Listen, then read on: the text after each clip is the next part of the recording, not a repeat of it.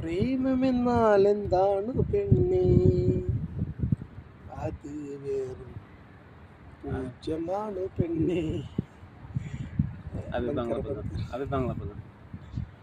যদি তেরু দক্ষিণ कहना शीतोबा একলা চলো রে, একলা চলো একলা চলো একলা চলো রে, যদি তেরু দক্ষিণ कहना शीतोबा একলা চলো রে।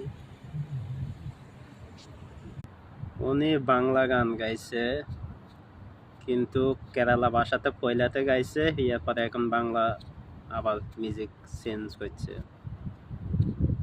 আমাদের বাংলাদেশের গান সবাই পারে, এখন বোঝা যায়, তাই না? সাবাস বাংলাদেশ।